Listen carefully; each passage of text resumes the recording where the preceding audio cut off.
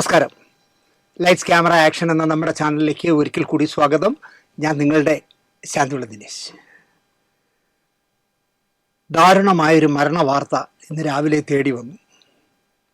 ബാലതാരമായി തുടങ്ങി, പിന്നെ യുവാവായ ശേഷം ചെറിയ ചെറിയ വേഷങ്ങൾ വീണ്ടും ചെയ്തു.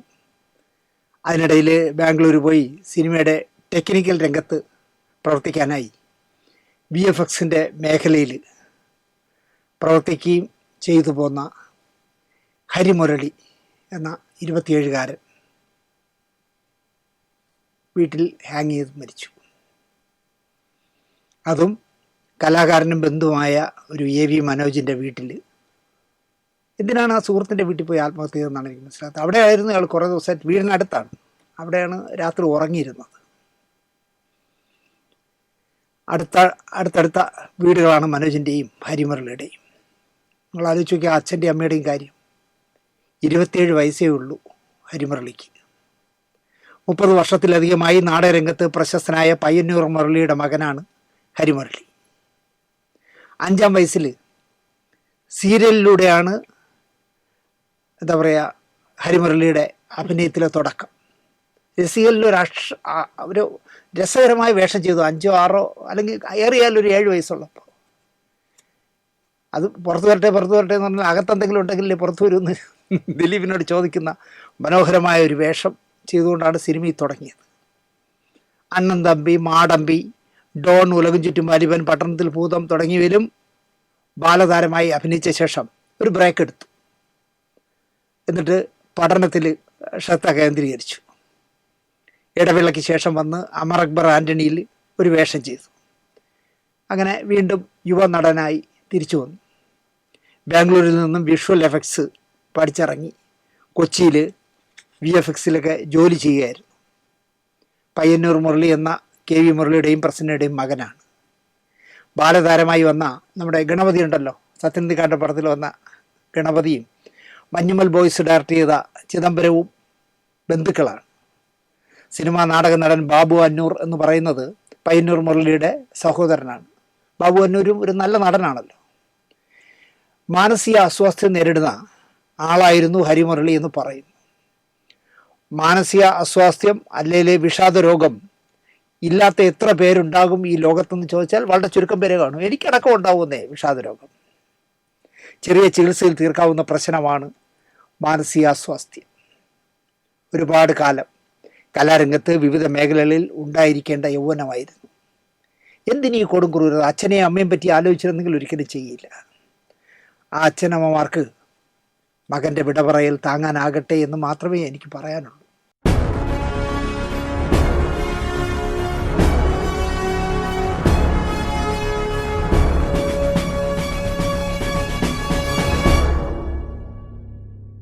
നമസ്കാരം. സിനിമാ വാരഫലത്തിൻ്റെ പുതിയൊരു എപ്പിസോഡിലേക്ക് എല്ലാ പേർക്കും സ്വാഗതം.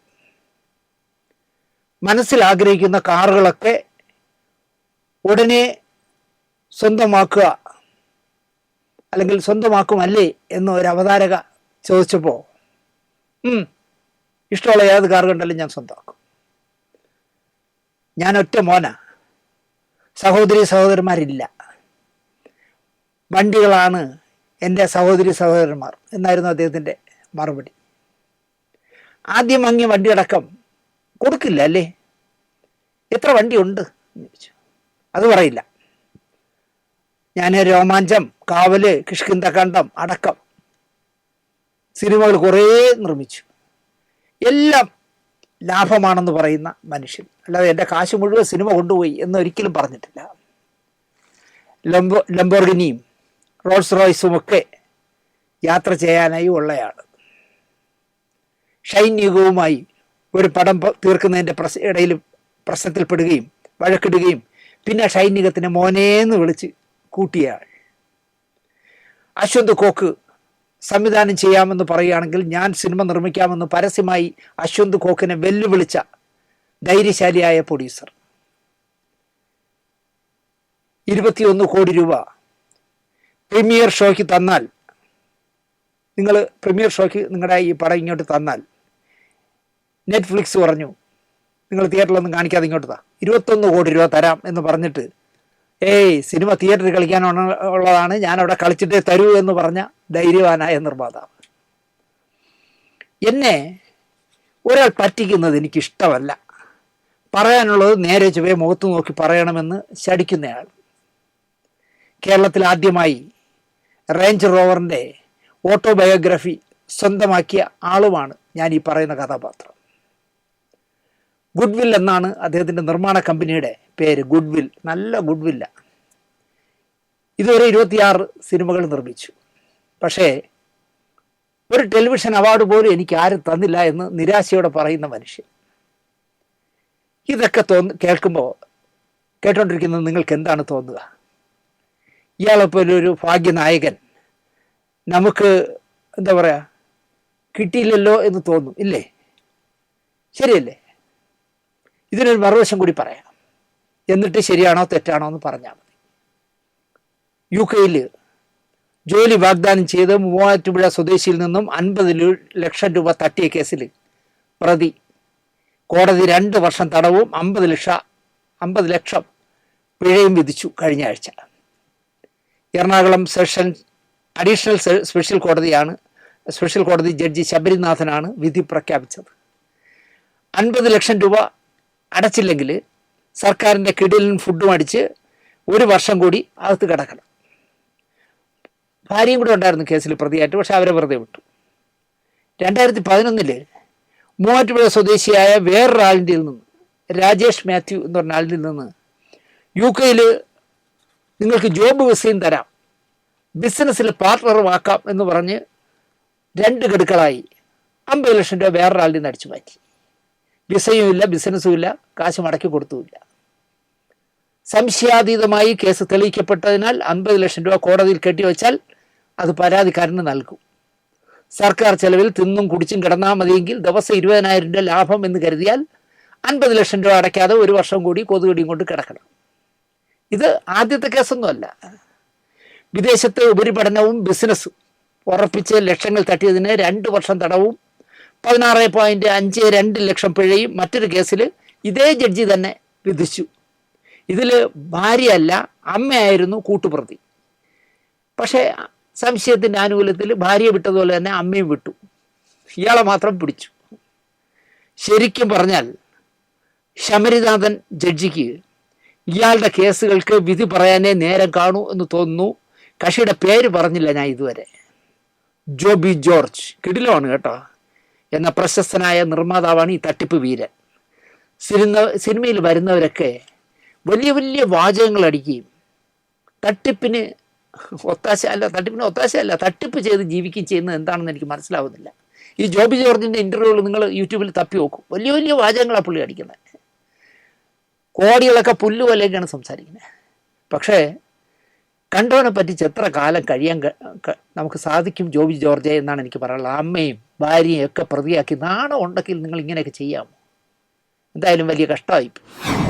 കേരളത്തിലെ തെരഞ്ഞെടുപ്പ്, നിയമസഭാ തെരഞ്ഞെടുപ്പ് ഇങ്ങ് അടുത്തെത്താറായി. സിനിമാക്കാരിൽ പലരും തെരഞ്ഞെടുപ്പ് ഉടുപ്പൊക്കെ ഇട്ട് റെഡി ആവുന്നുണ്ട്. അതിൽ മറ്റുള്ളവരെയൊക്കെ പുറകിലാക്കി മേജർ രവി ആദ്യം തന്നെ അങ്ങിറങ്ങി. BJP സ്ഥാനാർത്ഥിയായി ഒറ്റപ്പാലത്ത് മത്സരിക്കാനാണ് മേജറുടെ പ്ലാൻ. സംസ്ഥാന കമ്മിറ്റി സ്ഥാനാർത്ഥികളുടെ ലിസ്റ്റ് തയ്യാറാക്കുകയോ കേന്ദ്ര കമ്മിറ്റിക്ക് വിട്ട് അപ്രൂവൽ വാങ്ങുകയോ ഒന്നും ചെയ്തിട്ടില്ല. അതൊന്നും മേജർക്ക് പ്രശ്നമല്ല. ഞാൻ ഇറങ്ങുന്നു താമരശ്ശേരത്തിൽ മത്സരിക്കാൻ. നിങ്ങൾ സംസ്ഥാന കമ്മിറ്റിയിലെ ലിസ്റ്റിൽ ഞാൻ ഉണ്ടെങ്കിലും ഇല്ലെങ്കിലും ഞാനങ്ങ് ഇറങ്ങണം എന്ന് പറഞ്ഞ് പുള്ളി അങ്ങ് ഇറങ്ങി. നമ്മുടെ പണിയില്ലാത്ത മന്ത്രി ഉണ്ടല്ലോ, കേന്ദ്ര സഹമന്ത്രി സുരേഷ് ഗോപിയെ വിളിച്ചോണ്ട് വന്ന് ചുവരെടുത്ത് എഴുതിച്ച് അങ്ങ് ഉദ്ഘാടനം ചെയ്തു. കേന്ദ്രമന്ത്രിയായ MP ആയ സുരേഷ് ഗോപിയെങ്കിലും ചോദിക്കണ്ടേ, മേജറേ ഞാൻ വന്ന് ഉദ്ഘടിക്കാം, ചുവരെഴുതാം, പക്ഷേ സംസ്ഥാന കമ്മിറ്റി സ്ഥാനാർത്ഥികളുടെ ലിസ്റ്റ് പുറത്ത് വിടണ്ടേ? അതിന് കേന്ദ്ര കമ്മിറ്റിയുടെ ഉൾപാർട്ടി ജനാധിപത്യം കമ്മ്യൂണിസ്റ്റ് പാർട്ടിയെ പോലെ തന്നെ ഉണ്ട് എന്ന് പറയുന്ന പാർട്ടിയാണ് BJP. അർത്ഥക്കേടറോ എന്തൊക്കെയാണല്ലോ. അപ്പം കേന്ദ്ര കമ്മിറ്റി അപ്രൂവൽ ചെയ്ത് നിങ്ങളുടെ പേര് പുറത്തുവിടാതെ ഞാൻ വന്ന് എഴുതുന്നത് എനിക്ക് മോശമല്ലേ എന്ന് പോലും സുരേഷ് ഗോപി ചോദിച്ചില്ല. അദ്ദേഹം അങ്ങോട്ട് ചെന്ന് മതിലിൽ കൂത്തിയിരുന്ന് എഴുതി. സുരേഷ് ഗോപി സാറ് ഒന്നും തുറന്നടിച്ചില്ല. എങ്കിലും മേജർ പറയുന്നു ഞാൻ ഇറങ്ങുകയാണ് എന്ന്. തെരഞ്ഞെടുപ്പ് ഗോതയിൽ എനിക്ക് ഒറ്റപ്പാലമാണ് പറ്റിയ മണ്ഡലം. അതുകൊണ്ട് സംസ്ഥാന കമ്മിറ്റിക്ക് ചിലപ്പോൾ ഒറ്റപ്പാലമായിരിക്കില്ല, ഷൊർണൂറായിരിക്കും, മേജർക്ക് കൊടുക്കാമെന്ന് വിചാരിക്കണം. പക്ഷേ എനിക്ക് ഒറ്റപ്പാലം മതി എന്നാണ് പുള്ളി പറയുന്നത്. ഇനി പാർട്ടി പറയുകയാണ് അവിടെ മേജർ വേണ്ട, ക്യാപ്റ്റനോ ഹവിൽദാരോ ആരെങ്കിലും മതി എന്നാണെങ്കിൽ ഞാൻ ഈ എഴുതുന്നതൊക്കെ അവർക്ക് വിട്ടുകൊടുക്കും. വിശാല ഹൃദയനാണ്. എന്നാലും എനിക്ക് ആദ്യം എഴുതണം. അതെൻ്റെ എന്താ പറയുക, രക്തത്തിൽ അലിഞ്ഞു പോയതാണെന്നാണ് മേയറുടെ വർത്തമാനം. ഒറ്റപ്പാലം മേജർ ഇറങ്ങുന്നത് കൊണ്ട് മാത്രമല്ല ഇത്തവണ ശ്രദ്ധിക്കാൻ പോകുന്നത്. മറ്റൊരു വിപ്ലവ സിംഹം അവിടെ സ്വതന്ത്രനായി വരുന്നുണ്ട്. സഖാവ് റിട്ടയർഡ് PK ശശി. KTDCയുടെ ചെയർമാൻ പദമൊക്കെ രാജിവെച്ച്, പുല്ലുപോലെ രാജിവെച്ചിട്ടാണ് UDFൻ്റെ, കോൺഗ്രസ് നയിക്കുന്ന UDFൻ്റെ സ്വതന്ത്രനായിട്ട് റിട്ടയർഡ് വിപ്ലവ സിംഹം ഇറങ്ങുന്നത്. നിങ്ങൾ കരുതിയ ആൾ തന്നെയാണ് PK ശശി. എന്നോട് അലവലാതിത്തനം കാണിച്ചു എന്ന ഒരു യുവ സഖാവിൻ്റെ പരാതിയിൽ ഖാദിയനെ പോലെ ഹെയർ സ്റ്റൈലൊക്കെ വെച്ച് കളർ ഉടുപ്പൊക്കെ ഇട്ട് നാട്ടിലെ വിപ്ലവ സിംഹം ആയതിനാൽ പരാതി ആ പെൺകുട്ടി കൊടുത്തിട്ടും പാർട്ടി അല്പം മൈൽഡായിട്ട് പെരുമാറി. ശശിയെ ശശിയാക്കണ്ട എന്ന് പാർട്ടി കരുതിയെന്ന് തോന്നുന്നു. അദ്ദേഹത്തിന് അതുകൊണ്ട് ബ്രാഞ്ച് കമ്മിറ്റിയിലേക്ക് തരം താഴ്ത്തി. നടപടി അങ്ങനെ ചുരുക്കി. എന്നിട്ട് വിപ്ലവ സമൂഹത്തിന് സങ്കടം വന്നാലോ എന്ന് വിചാരിച്ചിട്ട് അയാളെ KTDCയുടെ ചെയർമാൻ പദവും നൽകി. അങ്ങനെ ഒതുക്കാം എന്നാണ് വിചാരിച്ചതെങ്കിലും ശശിയാവാനില്ല എന്ന് പറഞ്ഞ് അദ്ദേഹം വീണില്ല. ഇപ്പോൾ മത്സര രംഗത്ത് കോൺഗ്രസിൻ്റെ സ്വതന്ത്ര സ്ഥാനാർത്ഥിയാവാൻ പോവുകയാണ്. ഒപ്പം മേജർ രവി പാർട്ടി പറയും മുമ്പേ എഴുതി തുടങ്ങി. അടിയൊഴുക്കുകളില്ലെങ്കിൽ ഒറ്റപ്പാലത്ത് ഇവർ രണ്ടുപേരും ജയിക്കാൻ സാധ്യതയുണ്ട്. മേയറും ജയിക്കും, PK ശശിയും ജയിക്കും. രണ്ടുപേരും ജയിച്ച് ഒറ്റപ്പാലത്ത് നിന്ന് നിയമസഭയിൽ വരട്ടെ ഈ തീപ്പന്തങ്ങൾ എന്ന് ഞാൻ പറയും. തെക്കുറിശി എന്ന് പറഞ്ഞാൽ മലയാളി അപ്പം പറയും മലയാളത്തിലെ ആദ്യത്തെ സൂപ്പർ സ്റ്റാർ. കഥയും തിരക്കഥയും പാട്ടും സംവിധാനവും നിർമ്മാണവും അഭിനയവും ഒക്കെ ഒരാൾ തന്നെ ചെയ്ത ആദ്യത്തെ സിനിമ. ഒരു സിനിമ എന്താ പറയുക, മലയാളത്തിൽ നിർമ്മിച്ച് സൂപ്പർ ഹിറ്റായപ്പോൾ അത് തമിഴിലും തെലുങ്കിലും കന്നഡയിലും റീമേക്ക് ചെയ്തപ്പോൾ അതിലെല്ലാം നായകനായ ആദ്യ മലയാളി. മലയാള സിനിമയിൽ നിന്നും ആദ്യമായി പത്മശ്രീ നേടിയ ആൾ. ഇതൊക്കെ വിശേഷിപ്പിക്കാവുന്ന പത്മശ്രീ തെക്കുറിശി സുകുമാരൻ നായർ മാത്രമേ ഉള്ളൂ തെക്കുറിശി എന്ന് പറഞ്ഞാൽ. അപ്പോൾ ഈ തെക്കുറിച്ചി എന്ന് പറഞ്ഞ സ്ഥലം എവിടെ എന്ന് നിങ്ങൾ ഒന്ന് അന്വേഷിക്കണം. തെക്കുറിച്ചി ശിവരാത്രി നാളിൽ 12 ശിവക്ഷേത്രങ്ങളിൽ ശിവരാത്രിയുടെ അന്ന് രാത്രി ഓടിയെത്തുന്ന ശിവാലയ ഓട്ടം, ഞങ്ങളുടെ തിരുവിതാംകൂറിലെ പ്രശസ്തമായ ഓട്ടമാണ് ശിവാലയ ഓട്ടം. അങ്ങനെ ഓടുന്ന 12 അമ്പലങ്ങളിൽ ഒന്ന് തിക്കുറിച്ചി ശിവക്ഷേത്രമാണ്. മാർത്താണ്ഡം ബസ് സ്റ്റാൻഡിൽ നിന്ന് നാഗർകോവിലേക്കൊക്കെ പോകുന്ന ബസ്സുകളിൽ തിക്കുറിച്ചി എന്ന് തമിഴിലും ഇംഗ്ലീഷിലും എഴുതിയിട്ടുണ്ട്. നാടകരംഗത്ത് നിന്ന് സിനിമയിൽ അഭിനയിക്കാനെത്തിയ തിക്കുറിച്ചി സുകുമാരൻ നായർക്ക് സ്ഥലപ്പേരിൽ ഒരു തൃപ്തിക്കുറവ് പോലെ, എന്തോ ഈ തിക്കുറിച്ചി എന്ന് കേൾക്കുന്നത് ശരിയല്ലാന്ന് തോന്നി. അപ്പോൾ നമ്മുടെ ഓട്ടംതുള്ളലിൻ്റെ സൃഷ്ടാവായ കുഞ്ചൻ നമ്പ്യാരുടെ ജന്മദേശം കിള്ളിക്കുറിശി മംഗലമാണല്ലോ. എന്നാൽ കുറിച്ചി എന്ന് പറഞ്ഞ് കേരളത്തിൽ വേറെ സ്ഥലവുമുണ്ട്. അത് മറ്റെവിടെയാണ്. കുറിച്ചി എവിടെയാണെന്നാണ്. കുറിച്ചി രാജശേഖരൻ എന്ന് പറഞ്ഞ ആളിൻ്റെ റെഡിയിലൊരു ഉദ്യോഗസ്ഥനുണ്ടായിരുന്നു, കലാകാരനുണ്ടായിരുന്നു.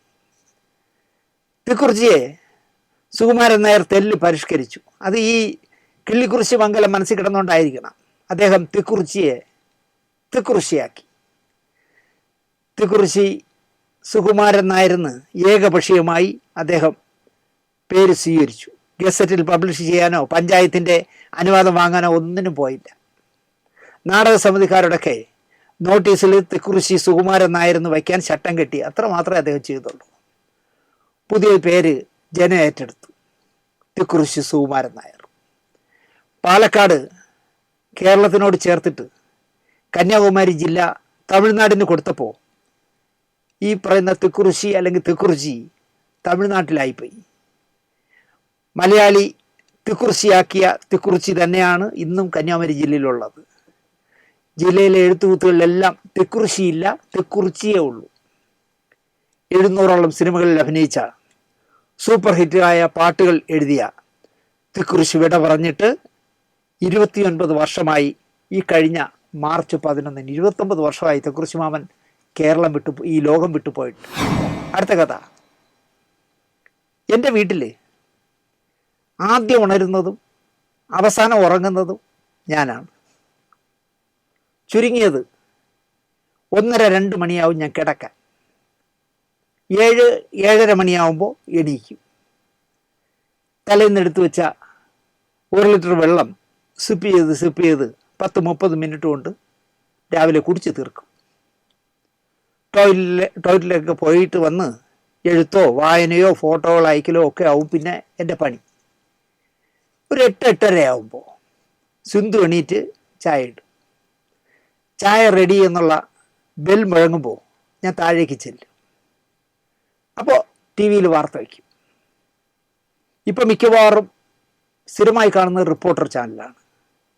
ചൂട് ചായയും ചൂട് വാർത്തയുമായി വരുന്ന മൊട്ട അരുണിൻ്റെ പ്രഭാത വാർത്ത എനിക്ക് വലിയ ഇഷ്ടമാണ്. ചായ കുടിച്ച് തീരുമ്പോൾ ടി വി അണയ്ക്കും, പിന്നെ പത്രം വായനയാണ്. അത് കഴിഞ്ഞ് വീണ്ടും ഞാൻ പഴയ ജോലിയിലേക്ക് പോകും. 11-11:30 ആകുമ്പോൾ വീണ്ടും ബെൽ മുഴങ്ങും. കാപ്പി കുടിക്കാനുള്ള ബെല്ലാണത്. ചെല്ലും, ടി വി വയ്ക്കും, വാർത്ത കാണും, കാപ്പി കുടിക്കും, മടങ്ങും. 4-4:30 മണിയാവുമ്പോൾ വീണ്ടും ബെല്ല് മുഴങ്ങും. ചെല്ലും, ടി വി വയ്ക്കും, ഉണ്ണും. 7-7:30 മണിയാവുമ്പോൾ ബെല്ല് മുഴങ്ങും. ചെല്ലും, ചായ കുടിക്കും, ടി വി വയ്ക്കും, സന്ധ്യാവാർത്തകളൊക്കെ കാണും. രാത്രി 11-11:30 ആവുമ്പോൾ ആ ദിവസത്തെ അവസാനത്തെ ബെൽ മുഴങ്ങും. പോയി ടി വി വെച്ച് വാർത്ത കാണും, ചോറല്ലാത്ത രാത്രി ഭക്ഷണം കഴിക്കും. ഇതാണ് എൻ്റെ ശീലം. അത്രയും സമയം ഞാൻ വാർത്ത ടി വി വയ്ക്കുള്ളൂ. ഗൾഫ് യുദ്ധം അല്ലെങ്കിൽ കേരളത്തിലെ ഏതെങ്കിലും വലിയ മരണം ഒക്കെ ഉണ്ടാകുന്ന സമയത്താണെങ്കിൽ രാത്രി കിടക്കും മുമ്പ് എന്തായി എന്നറിയാൻ വീണ്ടും ടി വി വയ്ക്കും, അല്ലെങ്കിൽ വയ്ക്കേയില്ല. സഖാവ് VS ആലപ്പുഴയ്ക്ക് കൊണ്ടുപോയ രാത്രി നേരം പുലരുന്നത് വരെ റിപ്പോർട്ടർ ടി വി കണ്ടിരുന്നു ഞാൻ. ആ യാത്ര 100% പ്രൊഫഷണലായി ചിത്രീകരിച്ചത് റിപ്പോർട്ടറായിരുന്നു. ഞാൻ ഇത്രയും പറഞ്ഞത് എൻ്റെ ദിനചര്യ നിങ്ങളെ വിശദമാക്കാനല്ല. വാർത്തകൾ കാണാനായി ഈ ടി വി പെട്ടി തുറക്കുമ്പോൾ 900 പരസ്യങ്ങളാണ് മുന്നിൽ വരുന്നത്. അതിൽ അമിതാഭ് ബച്ചൻ മുതൽ മലയാളത്തിലെ ഏതാണ്ട് എല്ലാ നടീനടന്മാരുടെയും പരസ്യങ്ങൾ കൊടികുത്തി വാഴുന്ന കാഴ്ചകൾ കണ്ട് മടുപ്പാവുന്നു ഈ മുഖങ്ങളെ. സത്യം പറയാണ്, ഈ പരസ്യത്തിൽ വരുന്ന മുഖങ്ങൾ എനിക്ക് മടുത്തു തുടങ്ങി. പ്രത്യേകിച്ച് മഞ്ജു വാര്യർ. എന്തെല്ലാം കോലങ്ങളിലാണ് ഈ പെണ്ണുപിള്ള പരസ്യങ്ങളിൽ വന്ന് നിറയുന്നത്. ടൊവിനോയും മോഹൻലാലും മമ്മൂട്ടിയും ഒക്കെ ഉണ്ട് പിന്നാലെ. 10 സെക്കൻഡിൽ പറയാനുള്ള വാചകം എഴഞ്ഞഴിഞ്ഞ് പറഞ്ഞാൽ 30 സെക്കൻഡ് ആകും എന്നതിനാലാകണം സുരേഷ് ഗോപിയെ കാണാനില്ല ഈ പരസ്യത്തിലൊന്നും. 10 സെക്കൻഡിലൊന്നും ഒരു പരസ്യം ഗോപിയേട്ടന് പറയാൻ പറ്റില്ല. എഴഞ്ഞഴിഞ്ഞല്ലേ അങ്ങനെ സംസാരിക്കും. അപ്പോൾ നീട്ടി വരുമ്പോൾ 30 സെക്കൻഡായി പോകുമ്പോൾ പരസ്യം കൊടുക്കാൻ നോക്കില്ല. അതുകൊണ്ടായിരിക്കും അദ്ദേഹത്തെ വിളിക്കാത്തത്. ഈ പരസ്യ പ്രതികരണം കാരണം, അല്ലെങ്കിൽ ഈ പരസ്യ പ്രകടനം കാരണം, ഈ പറഞ്ഞവർ ഇനി എത്ര തലകുത്തി മറിഞ്ഞ് അഭിനയിച്ചാലും പ്രേക്ഷക മനസ്സിൽ കയറാൻ പറ്റാത്തത് അതുകൊണ്ട് മാത്രമാണെന്നാണ് എനിക്ക് തോന്നിയിട്ടുള്ളത്. കമൽഹാസനോ രജനീകാന്തോ തല അജിത്തോ ഒക്കെ പരസ്യത്തിൽ അഭിനയിക്കാൻ പോയിരുന്നെങ്കിൽ ഇക്കാലത്തിനിടയിൽ കുറഞ്ഞത് 1,000 കോടി രൂപ അവർക്കുണ്ടാക്കാമായിരുന്നു. പലിശയ്ക്ക് കടം വാങ്ങി സിനിമ എടുത്തിട്ട് പോലും കമൽഹാസൻ ഒരു പരസ്യത്തിൽ അഭിനയിക്കാൻ പോയിട്ടില്ല. പറയാമെന്നത് നമ്മുടെ ജയസൂര്യ പെട്ട കെണി ഓർത്തപ്പോഴാണ്.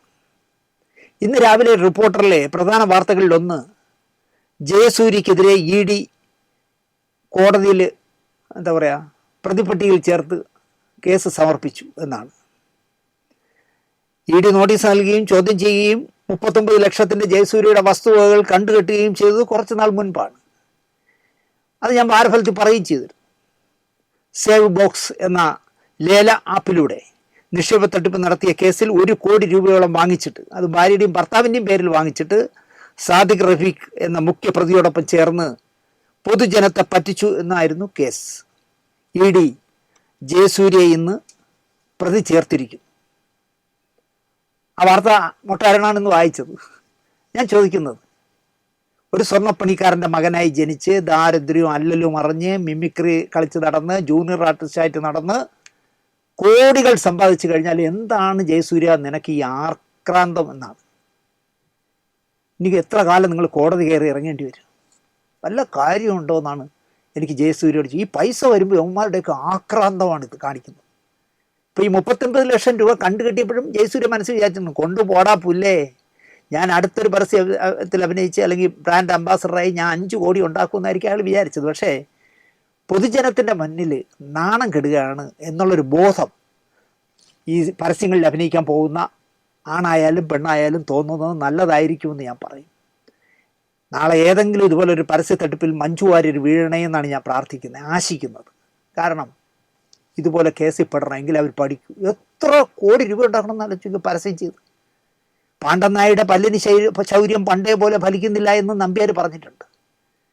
ഇപ്പം മഞ്ജു വാര്യരുടെ അഭിനയം ക്ലച്ച് പിടിക്കുന്നില്ല എന്നുള്ളതുകൊണ്ടായിരിക്കാം ഈ കാണുന്ന എല്ലാ കൂതറ പരസ്യങ്ങളിലും ഫാൻസി ഡ്രസ്സും ഇട്ട് മടുപ്പ് തോന്നുന്നില്ലേ എന്ന്. അല്ലെങ്കിൽ ഞാൻ ചോദിക്കുന്നത്, മഞ്ജു ഒറ്റയ്ക്കല്ലേ ജീവിതം?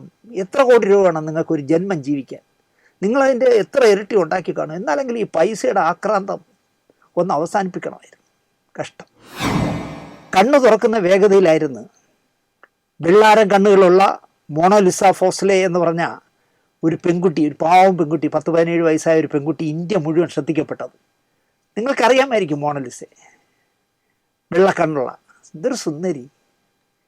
പ്രയാഗ്രാജ് കുംഭമേളയിൽ രുദ്രാക്ഷ മാല വിൽക്കാൻ അച്ഛനമ്മമാരോടൊപ്പം വന്നതാണ് മോണോലിസ എന്ന പെൺകുട്ടി. അവളുടെ കണ്ണുകളും ചിരിയുമൊക്കെ പെട്ടെന്ന് യൂട്യൂബർമാരുടെ ശ്രദ്ധയിൽപ്പെട്ടു.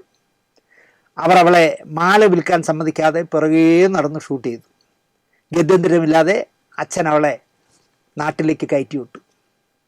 അവിടെ തീർന്നില്ല കാര്യങ്ങൾ, തുടങ്ങുകയായിരുന്നു എന്ന് പറയുന്നതായിരിക്കും ശരി. സിനിമാക്കാർ നായികയാക്കാൻ മത്സരിച്ചു. ഇതിനിടയിൽ നമ്മുടെ ബോബി ചെമ്മണ്ണൂർ തൻ്റെ പരസ്യത്തിലെ നായികയുമാക്കി മോണോലിസയെ. ഏതൊക്കെയോ സിനിമകളുടെ സ്ക്രീൻ ടെസ്റ്റും റിഹേഴ്സലും ഒക്കെ ഇതിനിടയിൽ നടന്നു എന്നൊക്കെ വാർത്ത വന്നിരുന്നു. അങ്ങനെ വാർത്തകൾ നടക്കുന്നതിനിടയിൽ ഒരു സിനിമയിൽ മോണോലിസയോടൊപ്പം റിഹേഴ്സലിന് വന്ന തലമുടിയും വളർത്തി താടിയും വളർത്തി ഒരു പിച്ചക്കാരനെ പോലെ ഒരു പയ്യൻ, മുഹമ്മദ് ഫർമാൻ എന്നാണ് അവൻ്റെ പേര്. ഇരുവരും ഹൃദയം കൊണ്ട് ഒന്ന് കൊരുത്തു. ഇരുവരും അഭിനയിക്കാനായി വന്നപ്പോൾ വന്നതെവിടെ? കേരളത്തിൽ. വേറൊരു സംസ്ഥാനത്താണെങ്കിൽ നടക്കില്ല. എന്നാൽ പിന്നെ വച്ച് താമസിപ്പിക്കേണ്ട, കല്യാണം കഴിച്ചു കളയാം എന്നവർ തീരുമാനിച്ചു. കോവളത്തായിരുന്നു ലൊക്കേഷൻ, അതുകൊണ്ട് പേടിക്കാതെ കെട്ടാനാവുമെന്നും അവർക്ക് മനസ്സിലായി. കേരളത്തിലല്ലേ. പ്രണയം മണത്തെറിഞ്ഞ മോണോലിസയുടെ വീട്ടുകാർ എതിർത്തിരുന്നു. കാമുകൻ മുസ്ലിമാണല്ലോ. അപ്പം നാട്ടിൽ പോയി വീട്ടുകാരുമായി ചേർന്ന് വിവാഹം, ഈ ജന്മം നടക്കില്ല. നെയ്യാറ്റിൻകരയ്ക്ക് അടുത്ത് അരുമാനൂർ നയനാർ ദേവീ ക്ഷേത്രം എന്ന് പറഞ്ഞ പ്രശസ്തമായൊരു ക്ഷേത്രമുണ്ട്. ശ്രീനാരായണ ഗുരുദേവൻ്റെ പ്രതിഷ്ഠയൊക്കെയുള്ള ക്ഷേത്രം. അവിടുത്തെ ഏറ്റവും വലിയ പ്രത്യേകത, വർഷം തോറും നടക്കുന്ന 10 ദിവസം നടക്കുന്ന ഉത്സവത്തിന് പോലീസുകാരുടെ സാന്നിധ്യമേ ഉണ്ടാവില്ല. അവിടെ എല്ലാം അവരുടെ കമ്മിറ്റി മെമ്പേഴ്സാണ് നിയന്ത്രിക്കുന്നത്. ഞാൻ ഒരിക്കൽ പോയിട്ടുണ്ട്. എൻ്റെ ഒരു സുഹൃത്ത് അരുമാനൂർ സുശീലൻ എന്ന് പറഞ്ഞ എൻ്റെ ഒരു സുഹൃത്ത് വഴി ആ അമ്പലത്തിൽ ഞാനൊരു ദിവസം പോയി. പോലീസിൻ്റെ കണിക പോലും കാണാൻ പറ്റില്ല. ഒറ്റ പോലീസുകാർ കാണില്ല അവിടെ. എല്ലാം കമ്മിറ്റിക്കാരാണ് നിയന്ത്രിക്കുന്നത്.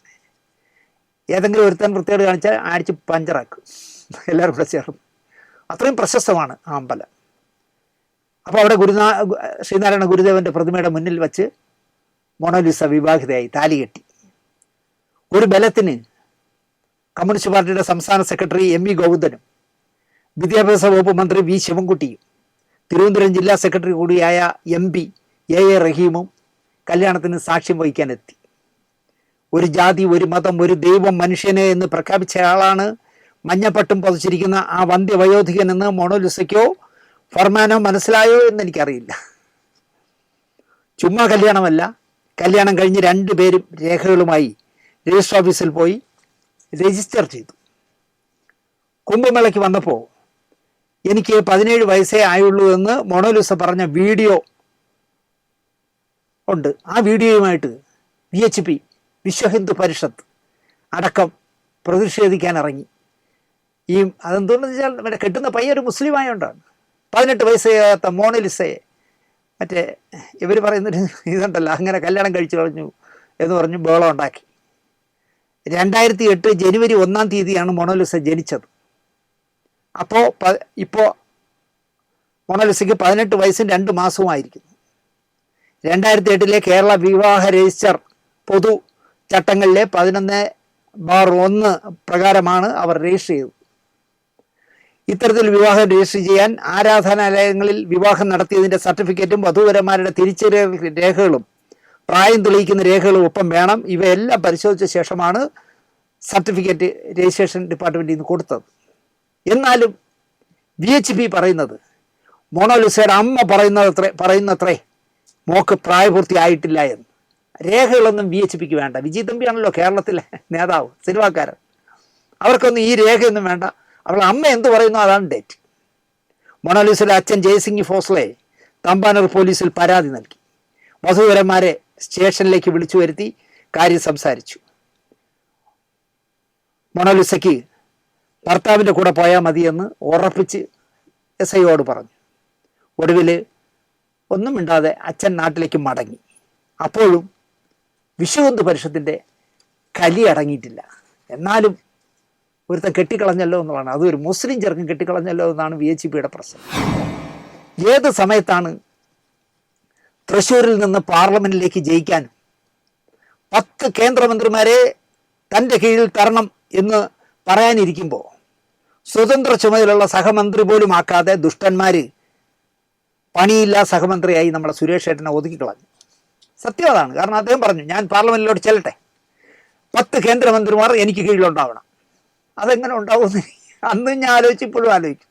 ആ 10 പേരെ കൊണ്ട് കേരളം ഞാനൊരു സ്വർഗമാക്കും എന്നൊക്കെയാണ് പുള്ളി വാചകം അടിച്ച്. അവിടെ ചെന്നപ്പോൾ ഇദ്ദേഹത്തിന് കേന്ദ്ര ക്യാബിനറ്റിൽ മെമ്പർഷിപ്പും കിട്ടിയില്ല, മന്ത്രിയാക്കിയില്ല, സ്വതന്ത്ര ചുമതലയുള്ള സഹമന്ത്രിയാക്കിയില്ല, ഒരു സാധാ സഹമന്ത്രിയാക്കി മാറ്റി. ഒരു പണിയുമില്ലാത്ത ഒരു എന്താ പറയുക, വേറെ ആരാണെങ്കിലും ഉടക്കിയേനെ. പക്ഷേ സുരേഷ് ഏട്ടൻ എന്തോ കടിച്ചു പിടിച്ചു.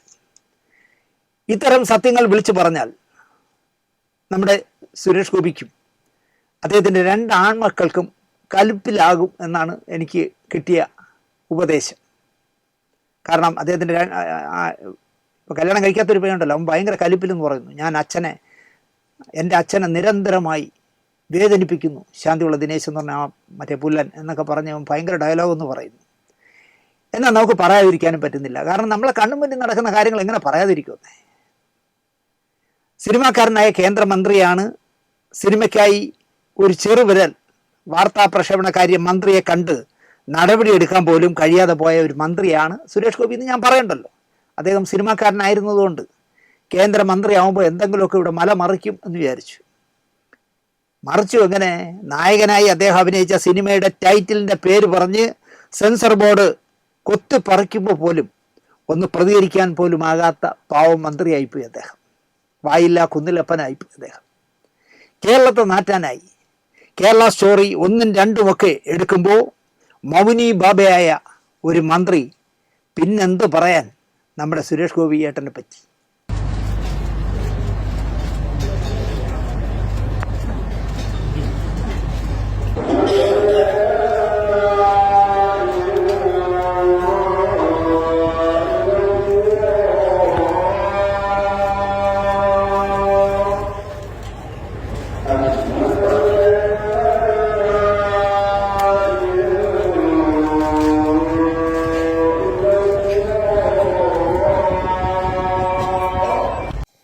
പറയാമെന്നത് ഇതൊന്നുമല്ല.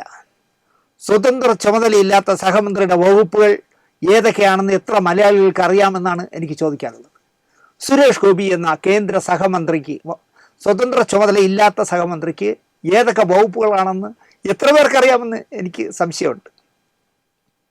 കേന്ദ്ര പ്രകൃതിവാതക പെട്രോളിയം സഹമന്ത്രിയാണ് അദ്ദേഹം. കേന്ദ്ര പ്രകൃതിവാതക പെട്രോളിയം സഹമന്ത്രിയാണ് അദ്ദേഹം. ഇറാൻ ഇസ്രായേൽ യുദ്ധക്കൊടുതിയിൽ ഗ്യാസ് ദൗർബല്യം ഇല്ല എന്ന് കേന്ദ്രം നാഴിക്ക് 40 മെനങ്ങാന്നും മോഡി നെഞ്ചും വിരിച്ചെന്ന് എറണാകുളത്ത് പറഞ്ഞു. ഒരു പ്രശ്നവുമില്ല, പെട്രോളിനും ഡീസലിനും ഗ്യാസിനും ഒന്നിനും ഒരു പ്രശ്നവുമില്ല. പക്ഷേ ഗ്യാസ് ഒരിടത്തും കിട്ടില്ല.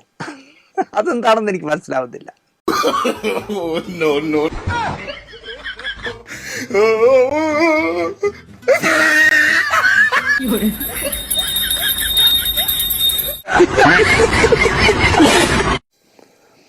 കേന്ദ്രവും ഗ്യാസ് കുറ്റിയില്ല എന്ന് ഏജൻസികൾ. കേന്ദ്രം പറയുന്നത് ഇഷ്ടംപോലെ ഗ്യാസ്. ഇനി വയറ്റിൽ നിന്ന് വരുന്ന ഗ്യാസാണോ പുള്ളി ഉദ്ദേശിച്ചതെന്ന് എനിക്കറിയില്ല. നമ്മളൊരു ഏജൻസി ചെന്നാൽ അവർ പറയുന്നത് ഗ്യാസ് പോയിട്ട് ഗ്യാസ് കുറ്റി പോലും ഇവിടെ ഇല്ല എന്ന് പറയാൻ തുടങ്ങിയിട്ട് ഇപ്പോൾ 10 ദിവസമായി. ഞാൻ തെളിവാണ്. കാരണം ഞാൻ എൻ്റെ മകൻ പേയാടുള്ള MS ഗ്യാസ് എന്ന് പറഞ്ഞ ഏജൻസിയിൽ ഗ്യാസ് കുറ്റിയായിട്ട് ചെയ്യുന്നവൻ പറഞ്ഞു 30 ദിവസം കഴിഞ്ഞ് വരെ. കാളവണ്ടി യുഗത്തിലേക്ക് പോകും എന്ന് പറഞ്ഞിട്ട് ഗ്യാസിന് വില കൂടിയപ്പോൾ സമരം നടത്തിയ പാർട്ടിയാണ് BJP. നമ്മളെ മഞ്ഞൾ ശോഭാ സുരേന്ദ്രനൊക്കെ കാളവണ്ടിയും കൊണ്ട് സെക്രട്ടറിൻ്റെ മുന്നിൽ കൂടെ നടന്നു ഗ്യാസിൻ്റെ വില കൂടിയെന്ന് പറഞ്ഞിട്ട്. അന്ന് 400 രൂപയായിരുന്നു. ഇപ്പം 1200 ആയല്ലോ. ഇപ്പം പറയാണ് ഗ്യാസ് ഇല്ല. നമുക്ക് പഴയ കാലങ്ങളിലേക്ക് മടങ്ങിപ്പോയാലോ എന്ന് ആലോചിക്കുകയാണെന്ന്. വിറവ്, തൊണ്ട്, കരിയില ഒക്കെ ഇട്ട് കത്തിക്കേണ്ടി വരാം. അപ്പോൾ കേന്ദ്ര പ്രകൃതിവാതക പെട്രോളിയം സഹമന്ത്രിക്ക് ഇതിൽ ഉത്തരവാദിത്തത്തിൽ നിന്നും മാറി നിൽക്കാൻ കഴിയില്ല. ഹോട്ടലുകളാണെങ്കിൽ തിരുവനന്തപുരത്തടക്കം ഗ്യാസ് ഇല്ലാത്തത് കാരണം പൂട്ടുകയാണ്. വീട്ടുകാർ ഗ്യാസിന് വേണ്ടി പരക്കം പായുന്നു. പ്രധാനമന്ത്രി പറയുന്നു ഞാൻ എല്ലാ രാജ്യങ്ങളുമായി ഗ്യാസ് കുറ്റിയുണ്ടോ എന്ന് തിരക്കുകയാണെന്ന് ഒറ്റ കമൻറ്റ് പറഞ്ഞ് അദ്ദേഹം നടക്കുന്നു. ഗോപിയണ്ണൻ മോദി തന്നെ പറയുന്നു നമ്മളെ പ്രധാനമന്ത്രി എല്ലാ രാജ്യത്തും വിളിച്ച് ചോദിക്കുന്നുണ്ട് ഗ്യാസ് കുറ്റിയുണ്ടോ എന്ന് തന്നെയാണ് സ്ഥാനത്തും അസ്ഥാനത്തും ഗോപിയണ്ണനും പറയുന്നത്. എന്നിട്ട് അദ്ദേഹം തൃശ്ശൂർ ഒറ്റപ്പാലം ഗുരുവായൂർ വഴി ഇങ്ങനെ കറങ്ങി നടക്കുകയാണ്. എന്നിട്ട് നേരത്തെ ഞാൻ പറഞ്ഞല്ലോ മേജർ രവിക്ക് ചൗരമൊക്കെ എഴുതി ഇങ്ങനെ നടക്കുക. ശരിക്കും പറഞ്ഞാൽ മന്ത്രിയായാൽ ഇങ്ങനെ വേണം എന്ന് ഞാൻ പറയും. വീട് കത്തുമ്പോൾ വീണ വായിച്ച ഒരു നീറോ ചക്രവർത്തിയെ പോലെ ഗ്യാസ് തീർന്ന കഥ പറയുമ്പോൾ അണ്ണൻ ഗ്യാസടി മാത്രം നടത്തി ചോരെഴുത്തിൽ മുഴുകുന്നു.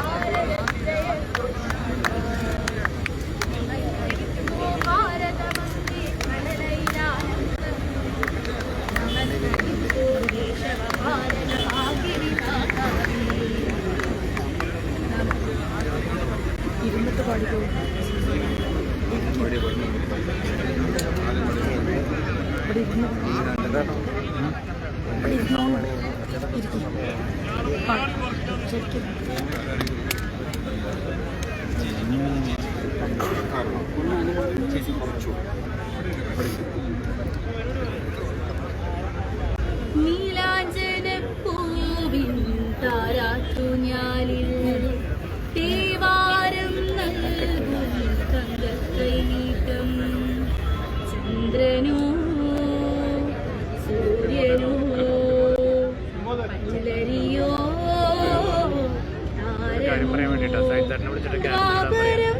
തേടുമിൻ പുണ്യമോ കണ്ണനോ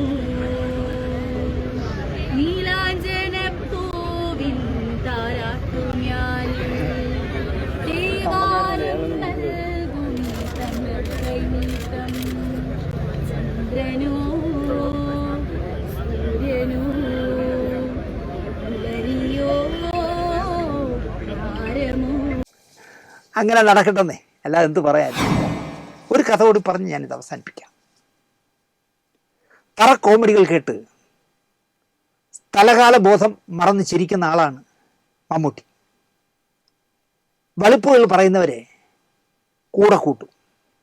എന്നാൽ ആളുകളെ കാണുമ്പോൾ അന്തൻ്റെ കണ്ണടയും വച്ച് കൃത്രിമ ഗൗരവവും കാണിച്ച് അങ്ങനെ നടക്കും. അല്പന് അർത്ഥം കിട്ടിയാൽ അർദ്ധരാത്രി കുട പിടിക്കും എന്ന് പറഞ്ഞ ഒരു ടൈപ്പാണെന്ന് തോന്നുന്നു നമുക്ക് കണ്ടാൽ. അങ്ങനെയുള്ള ഒരാളെ പറയാൻ എനിക്ക് എളുപ്പം കഴിയും. ഇത് കാണുന്നവർ ആരെ ചിന്തിക്കുന്നുവോ അദ്ദേഹത്തെ തന്നെയാണ് ഞാൻ ചിന്തിച്ചത്. സാക്ഷാൽ മമ്മൂട്ടി. അഴകിയ രാവണൻ്റെ സ്ക്രിപ്റ്റ് എഴുതുമ്പോൾ എൻ്റെ സ്നേഹിതനായിരുന്നു റോൾ മോഡൽ, പക്ഷേ ഞാനത് പരസ്യമായി പറഞ്ഞില്ല, അയാൾക്കൊട്ട് അത് മനസ്സിലായതും ഇല്ല എന്ന് എന്നോട് പൊട്ടി ചിരിച്ചുകൊണ്ട് ക്ഷീണിച്ചേട്ടൻ പറഞ്ഞിട്ടുണ്ട്. ഞാൻ അഴകിയ രാവണൻ എഴുതുമ്പോൾ മമ്മൂട്ടിയെ മനസ്സിൽ കണ്ട് എൻ്റെ സ്നേഹിതൻ എനിക്ക് കല്യാണം കഴിക്കാൻ ഒരു താലി വാങ്ങിക്കാൻ ആദ്യമായി 2000 രൂപ തന്നു എൻ്റെ അടുപ്പക്കാരനായ മമ്മൂട്ടിയെ മനസ്സിൽ കണ്ടുകൊണ്ടാണ് ഞാൻ അഴകിയ രാവണൻ എഴുതിയത്. അദ്ദേഹം തന്നെ നായകൻ, നന്നായി ശോഭിക്കുമെന്ന് ഞാൻ കരുതി.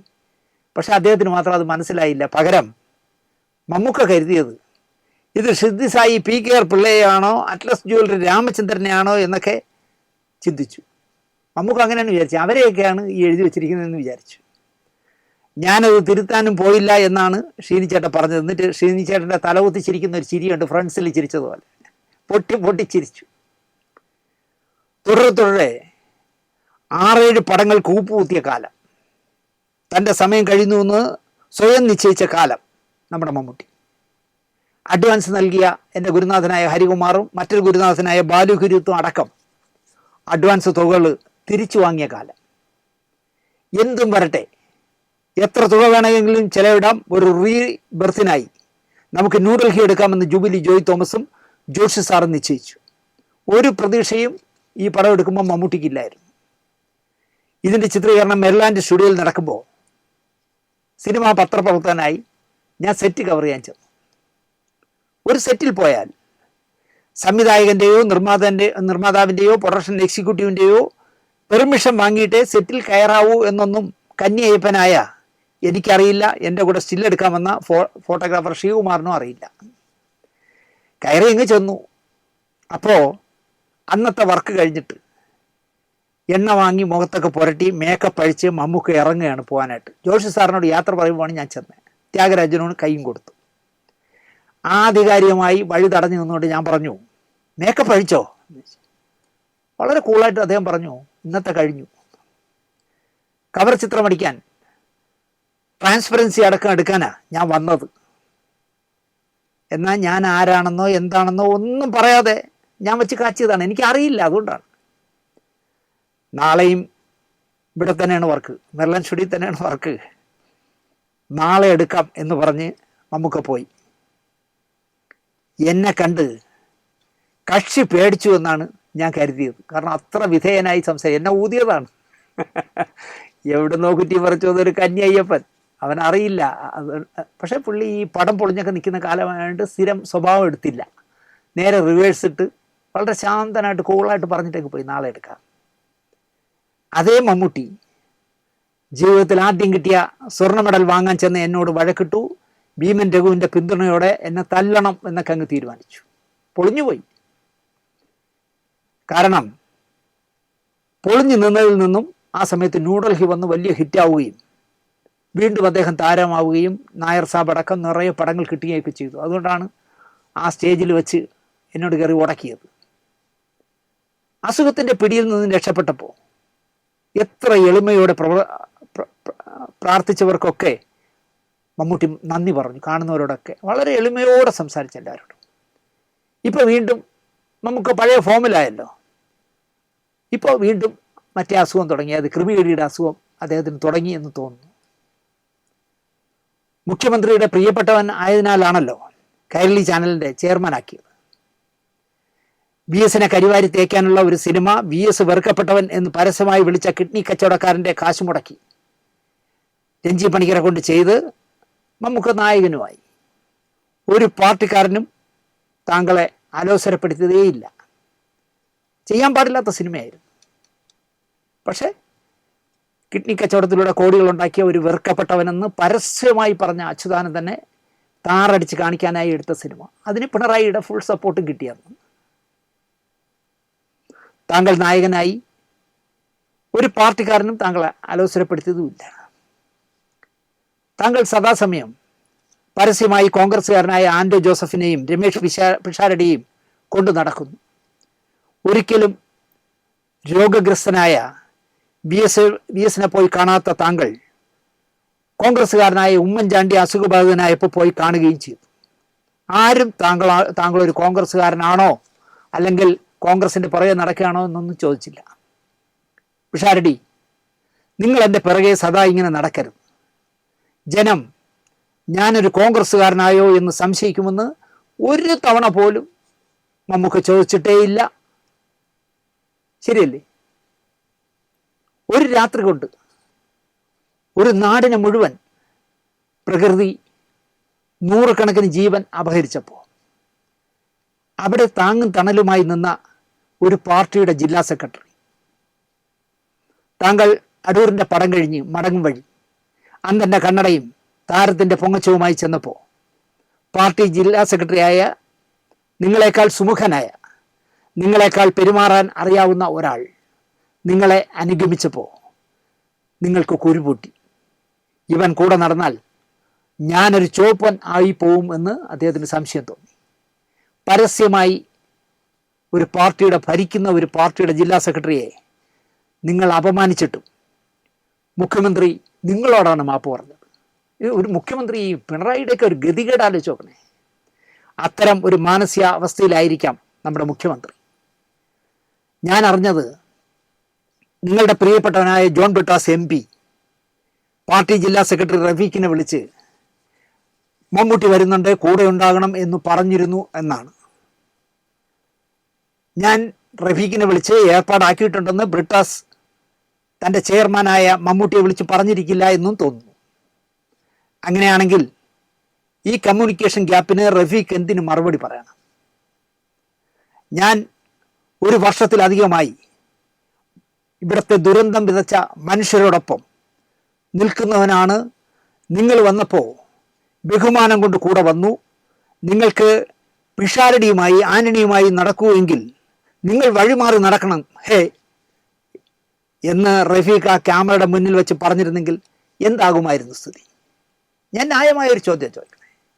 ഞാൻ ഈ ദുരന്തം നടന്ന കാലം മുതൽ ഈ മണ്ണിൽ ദുരന്തം അനുഭവിച്ച മനുഷ്യരോടൊപ്പം ചേർന്ന് നിൽക്കുകയാണ്. നിങ്ങൾ ആൻ്റോ ജോസഫിനോടൊപ്പവും പിഷാരടിയോടൊപ്പം ഒക്കെ നടക്കുമെങ്കിൽ എൻ്റെ കൂടെ നടക്കട്ടെ, നിങ്ങൾ വഴിമാറി നടക്കണം എന്ന് ക്യാമറയുടെ മുന്നിൽ റഫീഖ് പറഞ്ഞിരുന്നെങ്കിൽ ഇവിടുത്തെ സ്ഥിതി എന്താവും? ഒരു കുന്തും ആവില്ല. പിണറായി വിജയൻ എന്താ റഫീഖിനെ മൂക്കിൽ വലിച്ചു കയറ്റുമോ? ഒരു ചുക്കും നടക്കില്ല. കാരണം ഇത് കമ്മ്യൂണിസ്റ്റ് പാർട്ടിയാണ്. ആ പാർട്ടിയിലെ നേതാവായ പിണറായി വിചാരിച്ചാൽ റഫീഖിനെ പാർട്ടിയിൽ നിന്ന് പുറത്താക്കാൻ പറ്റുമോ? അയാൾ പാർട്ടിയൊന്നും അല്ലല്ലോ അവമാനിക്കുന്നത്. ഒരു പൊങ്ങനെ അപമാനിച്ചു എന്ന് പറഞ്ഞാൽ പ്രശ്നം എന്താ? പിണറായിക്ക് വീണ്ടും ഒരിക്കൽ കൂടെ മാപ്പ് പറയാമായിരിക്കും. അതിനപ്പുറം പിണറായിക്ക് റഫീഖിനോട് ഒരു നടപടി എടുക്കാൻ കഴിയില്ല. എന്ത് സുമുഖനായ മാന്യനായ ചെറുപ്പക്കാരൻ പറയാം. ക്യാമറയുടെ മുന്നിൽ നിന്ന് ഇയാൾ മോശം വർത്താനം പറയുമ്പോൾ പോലും അവൻ ചിരിച്ചോണ്ട് നിൽക്കുക.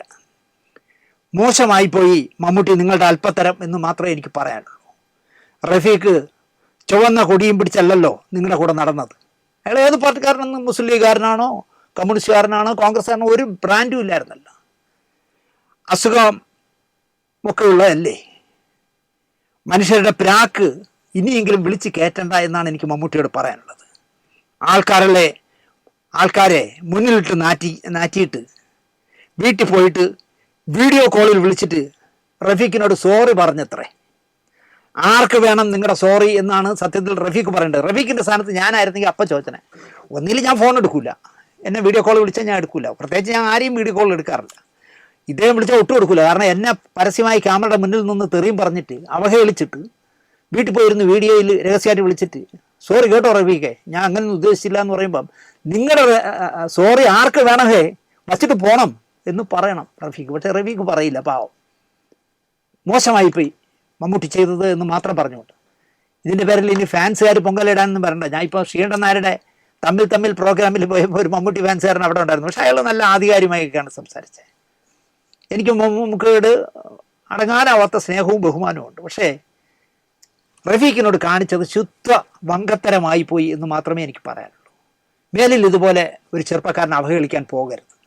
പ്രായമായേക്ക് വരെയില്ലേ. നേരത്തെ ഞാൻ പറഞ്ഞ പോലെ അസുഖമൊക്കെ ഭേദമായി വരുന്ന സമയത്ത് കണ്ട ആളുകളുടെ പ്രാക്ക് വാങ്ങി കെട്ടരുത്. ഇത് മാത്രം പറഞ്ഞുകൊണ്ട് ഈ എപ്പിസോഡ് ഇവിടെ അവസാനിപ്പിക്കുന്നു. നന്ദി, നമസ്കാരം.